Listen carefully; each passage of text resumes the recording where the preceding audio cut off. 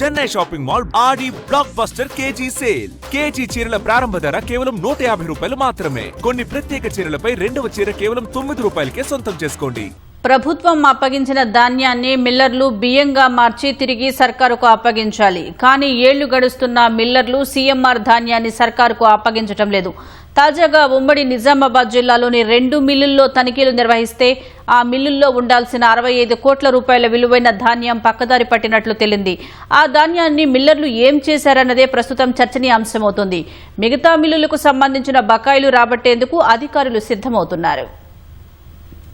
రాష్ట్ర వ్యాప్తంగా విజిలెన్స్ అధికారులు రైస్ మిల్లులపై దాడులు చేస్తున్నారు. అందులో భాగంగానే ఉమ్మడి నిజామాబాద్ జిల్లాలోని పలు మిల్లుల్లో తనిఖీలు నిర్వహించారు. నిజామాబాద్లోని సిద్దిరామేశ్వర ఆగ్రో ఇండస్ట్రీ మిల్లుపై దాడులు చేశారు. 2,03,000 క్వింటాళ్ల ధాన్యం మాయమైనట్లు అధికారులు తేల్చారు. ఆ ధాన్యం విలువ దాదాపు 58 కోట్లు ఉంటుందని అధికారులు అంచనా వేశారు. ఆ రైస్ మిల్లుపై కేసు నమోదు చేశామని, రికవరీ కోసం చర్యలు తీసుకుంటామని అధికారులు స్పష్టం చేశారు.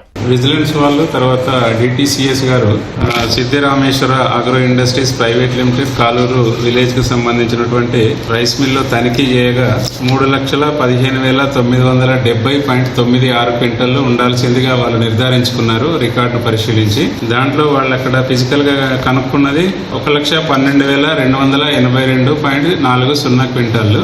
రిమైనింగ్ ఏదైతే ఉండాల్సింది ఉందో కనబడలేదు. అక్కడ 2,03,688.56 క్వింటళ్లు. దానికి సంబంధించి వెరిఫై చేసుకుని వాళ్ళు పంచనామా కండక్ట్ చేసుకుని రిపోర్ట్ ఇవ్వడం జరిగింది. ఆ రిపోర్ట్ ఆధారంగా తదుపరి చర్య తీసుకోవడం జరుగుతుంది. క్రిమినల్ యాక్షన్ అయితే క్రిమినల్ యాక్షన్, తర్వాత రికవరీ ప్రాసెస్ అయితే రికవరీ ప్రాసెస్ కూడా స్టార్ట్ చేస్తారు. కామారెడ్డి జిల్లాలోనూ విజిలెన్స్ ఎన్ఫోర్స్మెంట్ అధికారులు తనిఖీలు చేపట్టారు. కామారెడ్డిలోని ఓ రైస్ మిల్లులో 7 కోట్ల రూపాయల విలువ చేసే సుమారు 31,000 క్వింటాళ్ల ధాన్యం మాయమైనట్లు గుర్తించి కేసు నమోదు చేశారు. ఈ తనిఖీల్లో ఉమ్మడి జిల్లాలో సుమారు 65 కోట్లకు పైగా ధాన్యం మిల్లర్లు అమ్ముకున్నట్లు అధికారులు గుర్తించారు. సీఎంఆర్ బకాయిల కోసం ఏటా కేసులు నమోదవుతున్నా మిల్లర్లలో మార్పు కనిపించడం లేదు. మరోవైపు 100 కోట్ల బకాయిలు పేరుకుపోతున్నా రికవరీపై అధికారులు దృష్టి పెట్టడం లేదనే ఆరోపణలు ఉన్నాయి. 2024-25 రబీ, ఖరీఫ్లో ప్రభుత్వం సేకరించిన ధాన్యం మిల్లర్లకు అప్పగించారు. ఆ సీజన్ కు సంబంధించి వారు ఇంకా 2.20 లక్షల మెట్రిక్ టన్నుల సీఎంఆర్ బియ్యం ఇవ్వాల్సి ఉంది.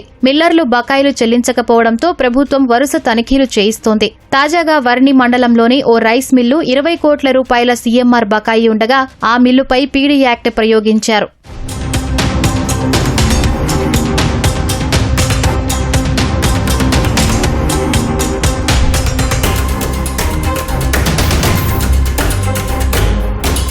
ప్రభుత్వం నుంచి తీసుకున్న ధాన్యాన్ని మరాడించి తిరిగి ఇవ్వాల్సి ఉండగా కొందరు రైస్ మిల్లర్లు ఆ ధాన్యం అమ్మేసుకుంటున్నారు. పక్కదారి పట్టించి కోట్లలో వెనకేసుకుంటున్నారు. బకాయిల చెల్లింపులకు ఆగస్టు 3 తుది గడువు విధించింది.